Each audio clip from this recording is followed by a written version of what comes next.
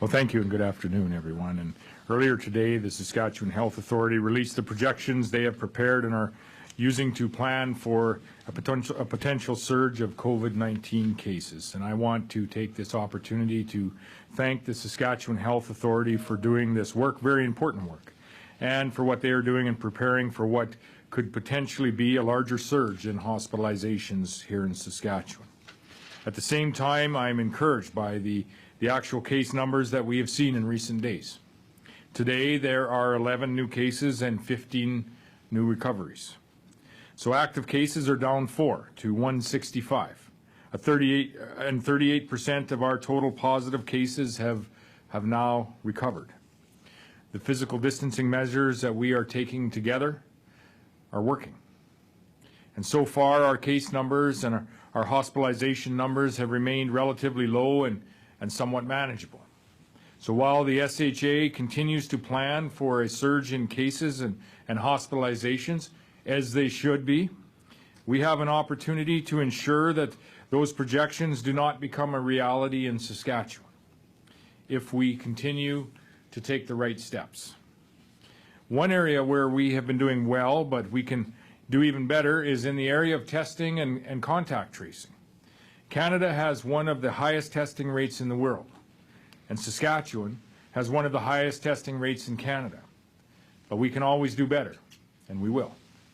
Yesterday, the Roy Romano Provincial Lab processed about 900 tests, the highest one-day total to date. And I have asked the Saskatchewan Health Authority to set a target of getting to 1,000 tests per day as soon as possible, and to try to get to 1,500 tests per day by the end of April, which will be dependent, of course, on being able to access the necessary testing supplies. We have already increased our contact tracing and capacity, but we are making plans for further increases.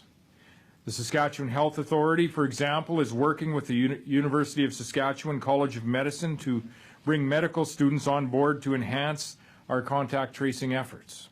In fact, some medical students are already performing this task. And medical students are ideally suited for doing contact tracing. If additional resources are needed, the Saskatchewan Health Authority will work with our 2 nursing schools to add even more contact tracing capacity. Ongoing testing and contact tracing will be key measures, not only to control the spread of COVID-19 today, but also will be key measures in the weeks ahead as we gradually get to a point where we could consider the potential of lifting some of our restrictions and potentially opening parts of our economy. But we are still several weeks away from even beginning that process. When does it start? When it does start, pardon me, it will occur slowly. It will occur incrementally. And it will occur thoughtfully and methodically. Continued testing and contact tracing will be key to determine whether we are controlling the spread as we begin to lift those restrictions. Finally, as I have done each and every other day, and I will continue to do each day that I have the opportunity, I want to say thank you to everyone in Saskatchewan for all you are doing to protect yourself, to protect your family, and to protect others in your community and in our province. You are making a difference. You are flattening the curve. You are reducing the spread. You are saving lives. So for that, I say thank you. Now I'll turn it over to Dr. Shahab. Thank you, Premier. So I will go over some of the detailed numbers and some of the questions that we've been getting and my recommendations regarding that. So as you know today, 11 new confirmed cases, a total of 165 active cases, and 15 more people have recovered. So 103 have recovered, 38%. Of the 271 cases in the province, 119 are related to travel, 90 are community contacts, 16 have no identifiable exposure, and 46 are under investigation. It's notable that, as far as we can tell from the data we received, 26 of the cases are healthcare workers, but not all of them were exposed in the healthcare environment. 11 we know were exposed to a large event, but others would have been exposed either in the healthcare environment or in the community setting. But it's just a recognition that, healthcare workers, other essential workers, put themselves at risk by providing essential services, And they obviously have to do everything they need to do to keep themselves safe, and we have to do everything as individuals to keep them safe in terms of how we access those services, whether it's accessing healthcare virtually when we can, calling ahead if we have to go, and also other areas such as shopping, which I talked to earlier. In terms of inpatients, we have 8 people in hospital in the province, 4 in Saskatoon, 1 in Regina, 1 in the north, and 2 people additionally in intensive care, 1 in Regina and 1 in Saskatoon. Of the 271 confirmed cases, 135 are in Saskatoon, 56 Regina, 51 north, 15 in the south, 10 from the central area, and 4 cases in the far north. 15 cases involved 19 years and under, 114 in the 20 to 44 age range, 94 in the 45 to 64 age range, and 48 in the 65 plus age range. 54% are males and 46% female, and our death rate currently remains at 3. As the Premier said, 15,621 tests have been done, second highest in Canada. I wanted to just spend a little time on some of the questions and we have been getting and my recommendations for that. So as you know, April has many religious observances with Easter, Passover, and Ramadan now coming. It is important for me to reinforce some of my recommendations about that. It is very critical that we minimize face-to-face gatherings, whether at home or in other settings. It is really important that we continue to practice physical distancing over the next few days and weeks and find ways of celebrating that we celebrate within our household, but then celebrate with others virtually. Anyone within the household practice appropriate processes to minimize exposure to people within our household. For shopping, as we prepare for the long weekend, it's important to go when there's less crowding. Just one person, if possible, goes from the household, have a prepared list, and be efficient when shopping, and be considerate of others who are shopping and of people who are at the till. And as we said, if you want to wear a cloth mask, that is certainly an option that you can choose to do. In terms of family gatherings, this is a time to observe them, but not to get together. Leaders in faith communities have been reaching out and developing many creative ways of celebrating religious events in a way that does not put members of that religious faith group at risk. And I think it's really important to follow their direction. The safest strategy to conduct services is through virtual means, and that will remain so for the next, that recommendation will remain so at least for the next few weeks. And this really is important for all of us to pull together by staying apart, but socially connected during the holidays. And finally, like the Premier said, we all saw the presentation by the Saskatchewan Health Authority on the modeling, and in addition to the Saskatchewan Health Authority, I just wanted to give my personal thank you to the epidemiologists, scientists, and modelers from Saskatchewan who did this really important work to inform where we are and where we could be in the future. But certainly that is something worth discussing in more detail over the next few days and weeks as well. Thank you. Thanks very much. And we have about 25 minutes for questions. We'll take our first question from the line. Operator. We have Murray Mandrick with the Leader Post. Thank you, Mr. Premier.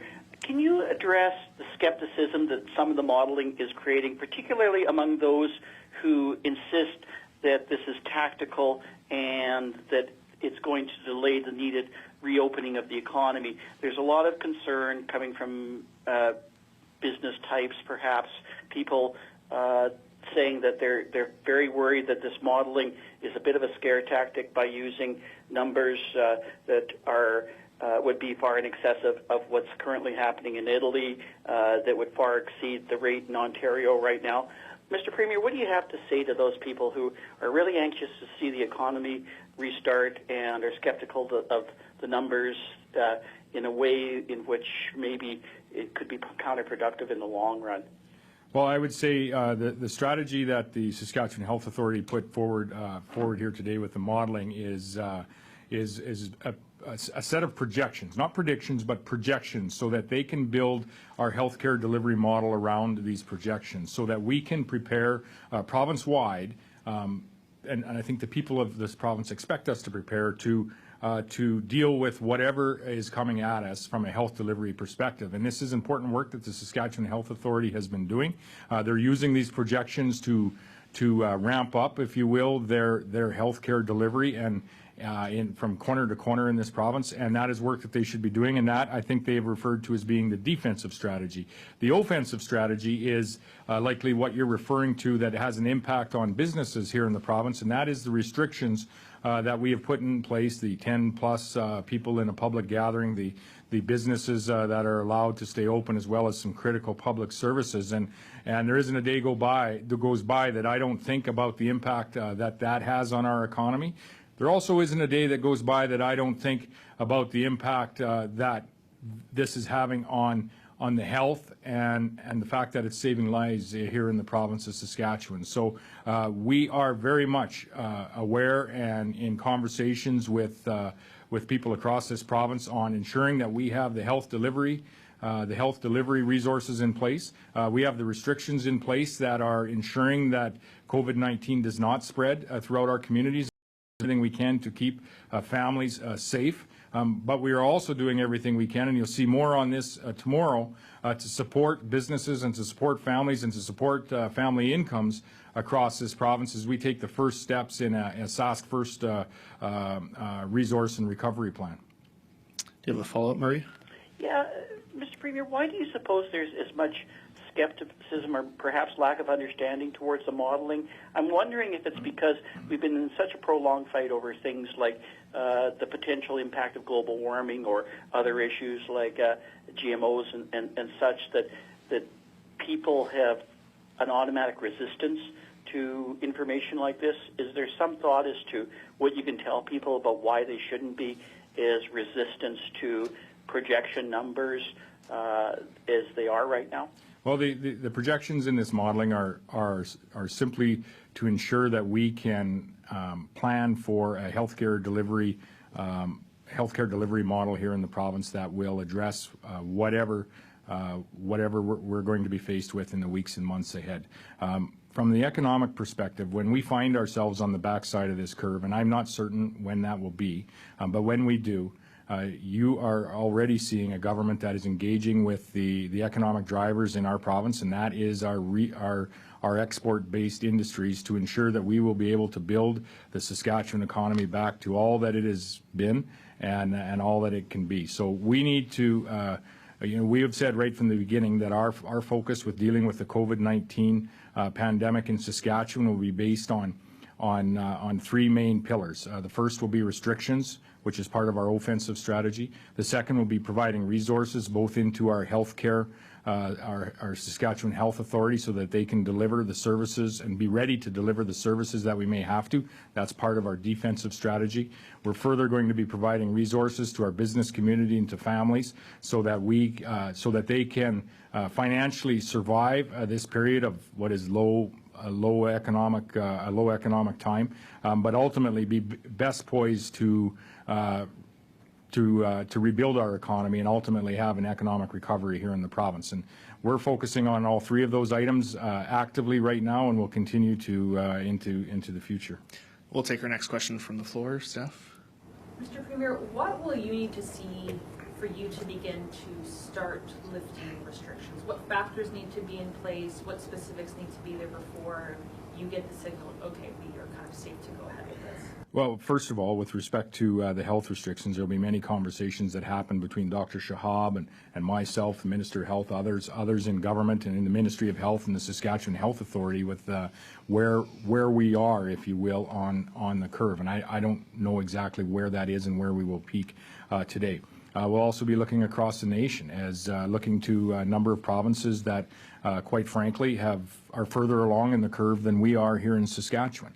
We look at British Columbia, we look at Quebec, even Ontario and Alberta seem to be farther into positive ID cases, if you will, and seem to be farther along on the curve than we are here in the province of Saskatchewan. In saying that, I would say that the efforts and the initiatives by the people of Saskatchewan in adhering to the restrictions that have been put forward by our Chief Medical Health Officer, we seem to be having some positive numbers the last few days in our efforts to flatten that curve. So I don't know what the parameters would be today on when we would begin to lift restrictions, but I do know that there would be many, many conversations that would determine when that point comes. Do you have a follow-up, Steph? Yeah, it's related to the target you've asked the SHA to set, about 1,000 tests being processed per day.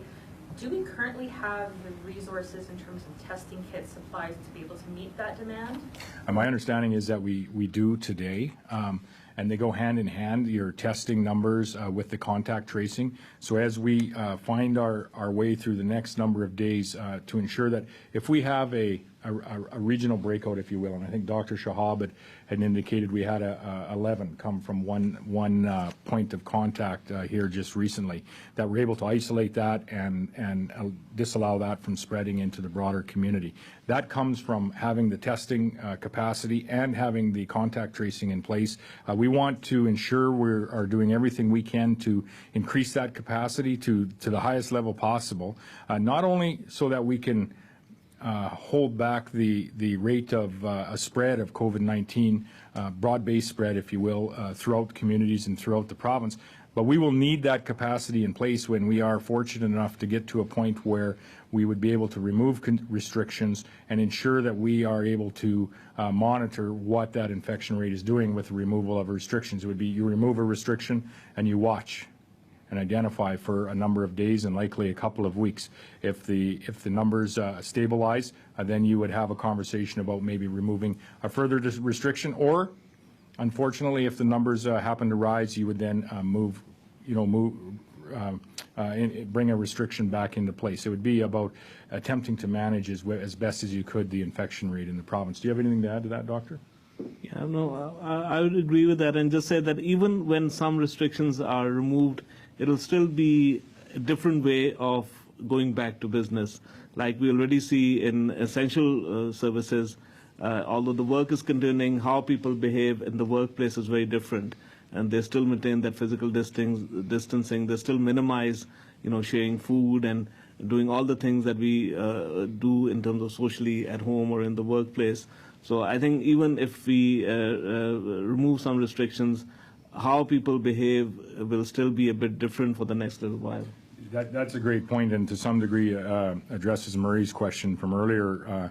Even if we are able to engage in opening up some portions of our economy at some point down the way, it'll be very different from where we were 2 months ago. When you go shopping, and we would encourage you to only go shopping as minimal times as possible with one person in your family, but when you go shopping today, it's a very different experience than it was a month ago.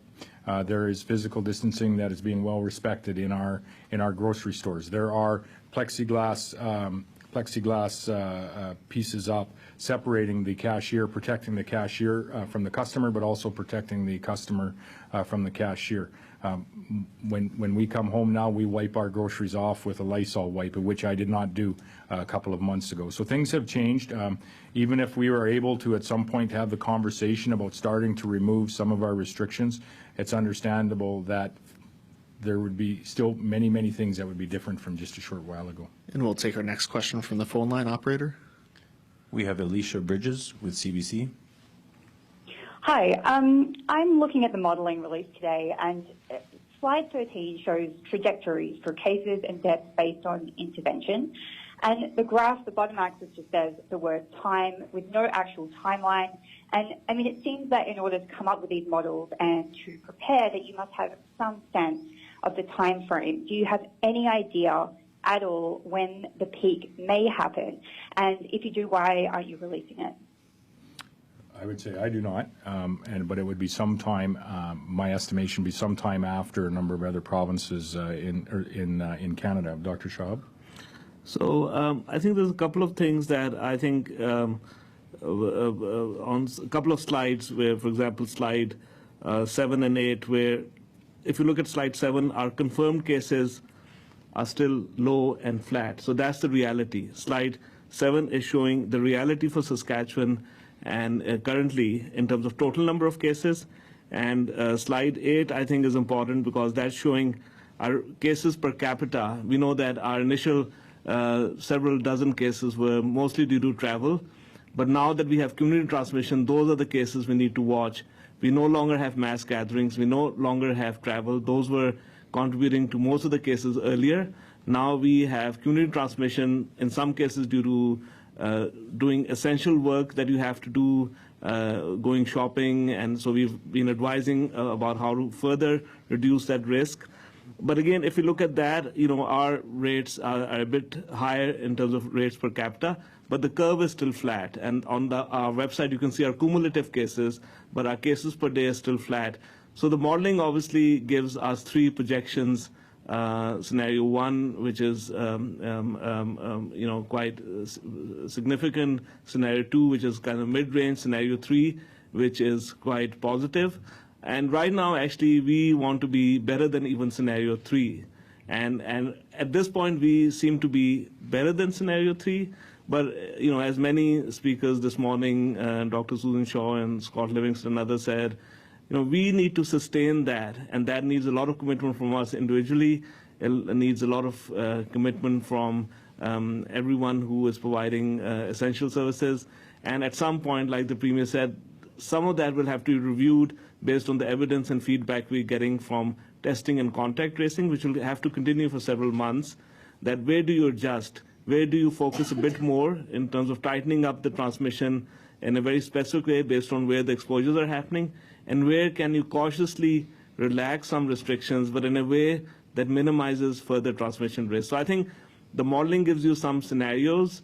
We want to be as low as possible in terms of the modeling scenarios, and we want to constantly reevaluate based on the information we get from testing and contact tracing to readjust our recommendations. Do you have a follow-up, Alicia?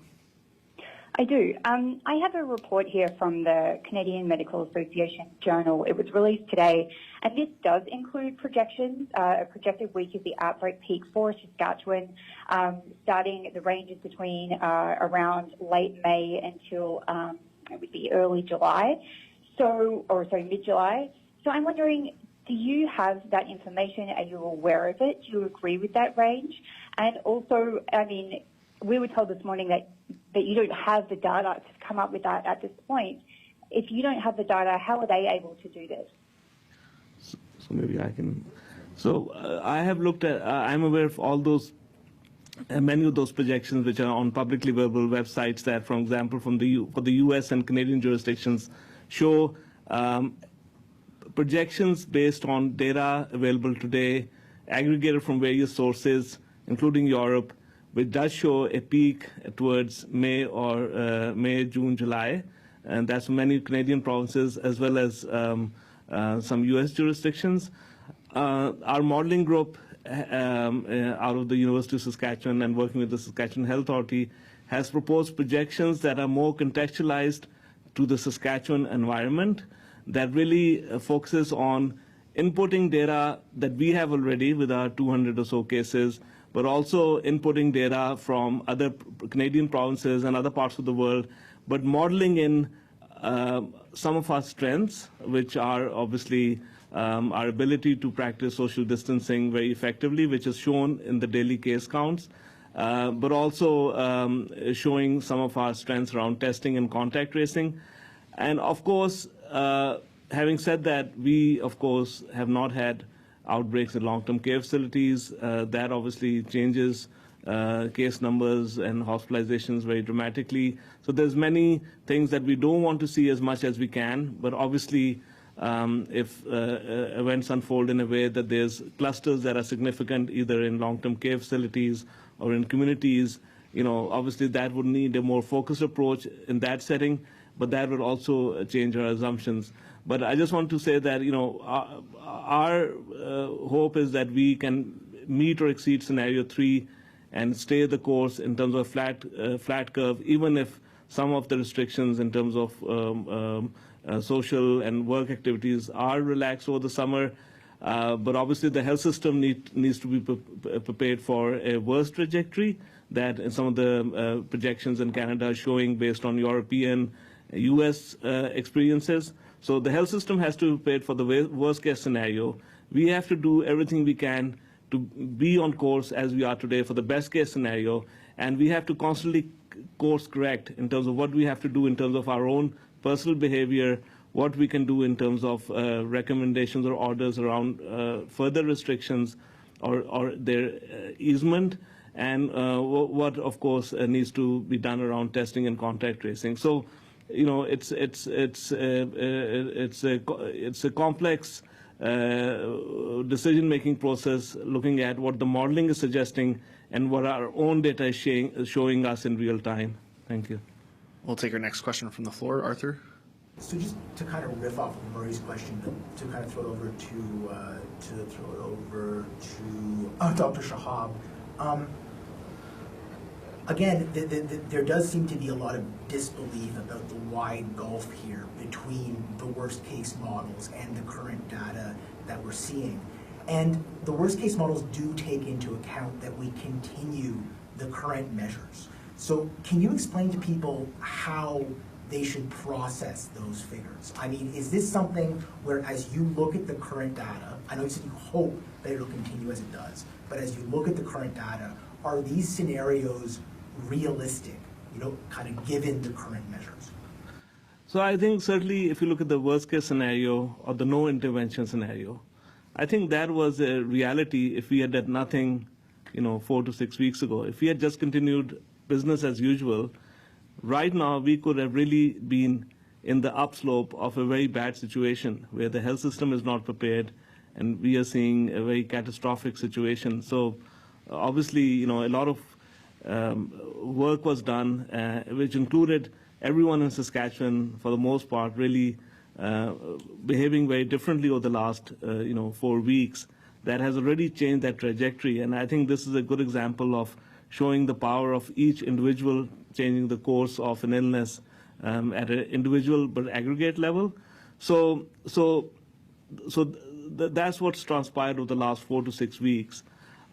We obviously want to continue doing what we need to do to keep the curve flat. But I think the trajectories, the scenarios 1 and 2, no intervention 1 and 2, are based on reality. They are not hypothetical models. They are based on the reality that has been seen by many countries in Europe and many states in the U.S. And so I think those projections are based on real scenarios that have unfolded, and I think that is something we have to keep in our back of our mind. But on the other hand, we also have seen success in countries that were several months ahead of us, especially in Southeast Asia, and we constantly are learning from them in terms of how they have recovered in the initial phase, how they're easing restrictions, showing some upsurge, and how they're controlling that. So I think in that sense, this really is something that we are learning from each other at a global level and will continue to do so. And then this is a follow-up for the Premier. When we asked the SHA officials how we can track as close as possible to scenario 3, or even do better than scenario 3, they talked about additional measures that are being considered, but said that would obviously be for yourself and also Dr. Shahab to consider implementing.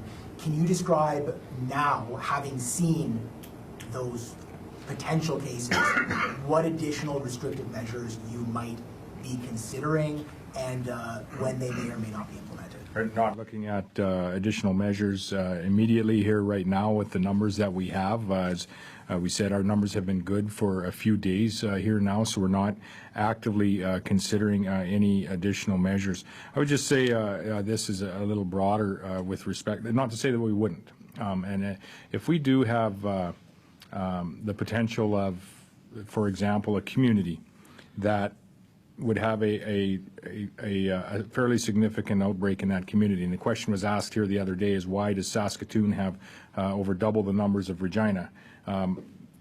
Because there's some gathering outbreaks likely that have happened in that area. Well, if it happened in a different community where we had a significant outbreak, and that outbreak extended into some of our more vulnerable populations, if you will, like got into a couple of long-term care homes as well as an assisted living home. The health region, we don't know where that could occur, and it may occur.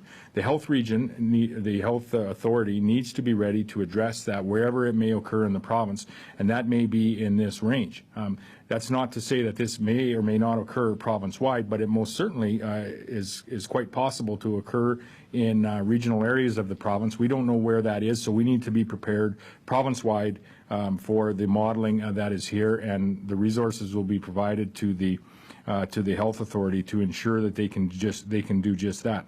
In saying that, there is something that the rest of us that can be doing, and that's on the offensive strategy and abiding by the restrictions that have been put in place. And I would say that Saskatchewan people have done that. They have accepted and embraced that better than I likely could have even imagined for the most part. Sure, there are a couple outliers, but for the most part, I see the people of this province greatly embracing Dr. Shahab's advice, and with respect to physical distancing, with respect to the size of gatherings that we have.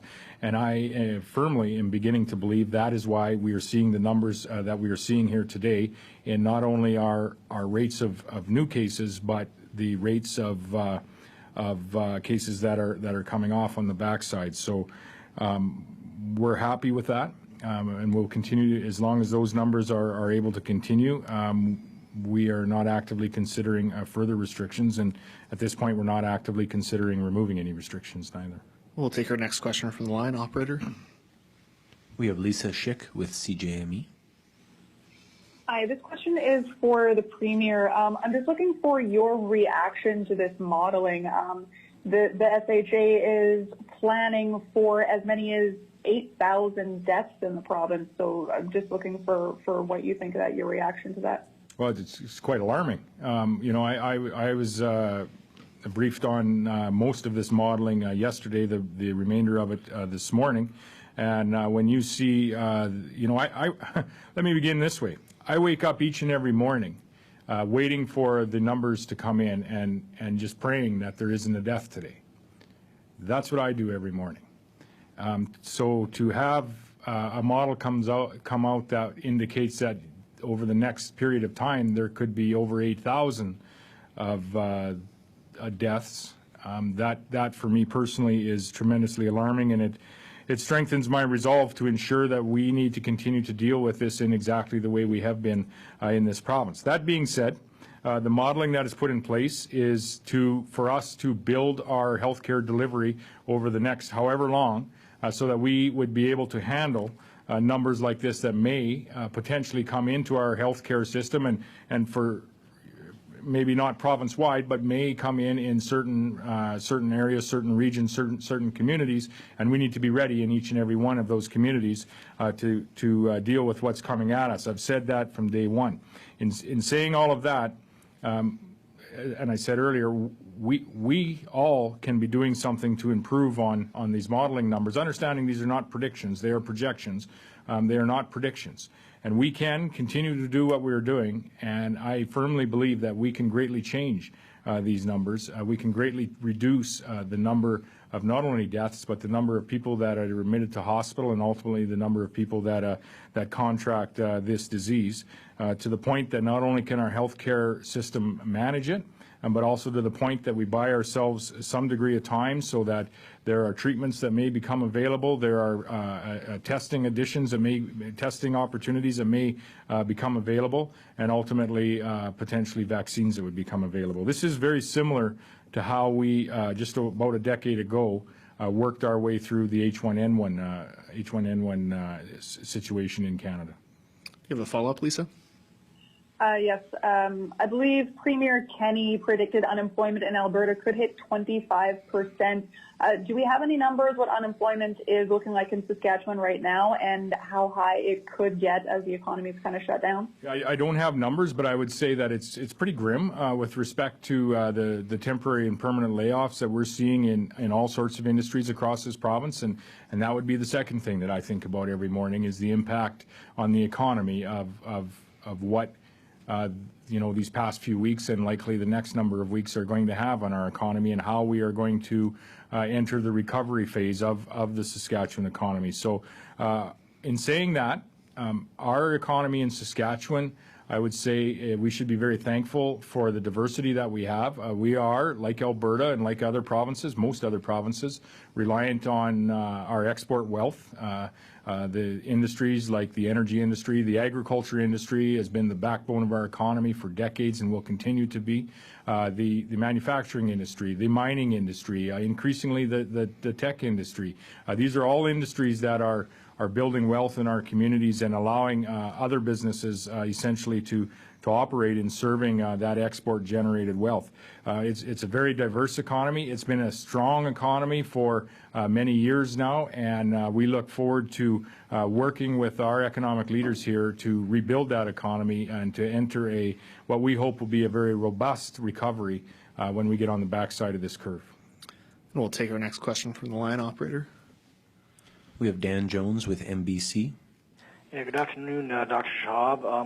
I've seen a letter come out of the northern village of Pine House from the mayor there that said that the fourth COVID case in the far north, that person actually tested positive in Saskatoon and has been living in Saskatoon for quite some time and is only connected to that community by a post office box. Can you confirm the location of that actual COVID case, and how do you guys determine the residency of a COVID case? So I'm not familiar with the specific letter, and I would not comment on a specific case or a specific community. But in terms of the process, I think it's an area where the Saskatchewan Health Authority public health staff work very closely with public health staff and medical health officers in working for First Nations, Indigenous Services Canada, and Northern Intertribal Health Authority, as well as public health staff and medical health officers working in Northern Saskatchewan. So there's a process where once there's a test, that first of all, testing is available in 37 plus sites throughout Saskatchewan. It's integrated between First Nations, Northern communities, and the SHA. Once testing is recommended and done, the results are reported, and of course already there's information about where an individual sought testing, and then contact is made with the individual and to learn about additional contacts who are then contacted, whether they're in the same community or another community, because contact tracing asks who were you in close contact with over the last 14 days.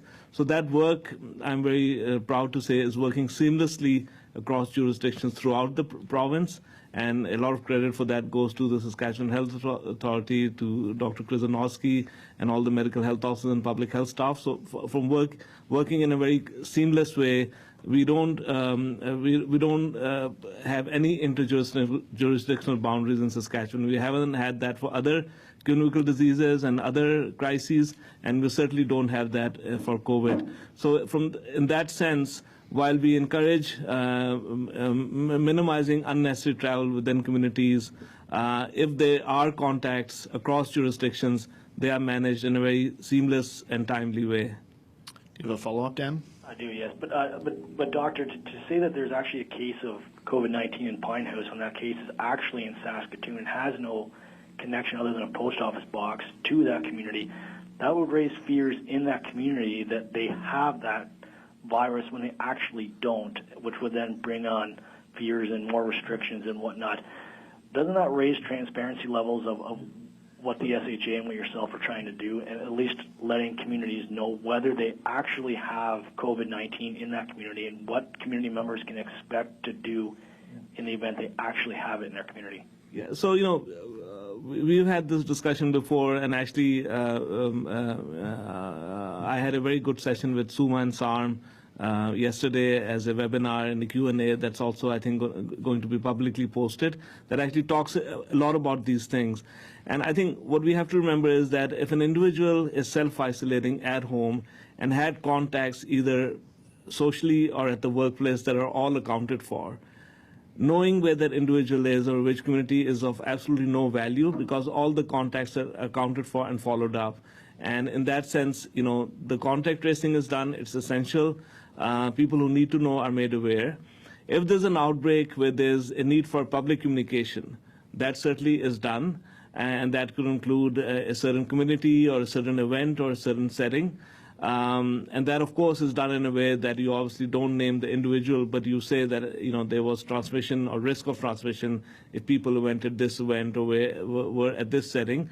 And again, in those kind of situations, there's a strong relationship and partnership with municipalities to get ahead of that and to make sure that if there's any further things that need to happen, either in terms of reaching out to people who are in isolation because they've been in as contacts and can't themselves go shopping or get their medications.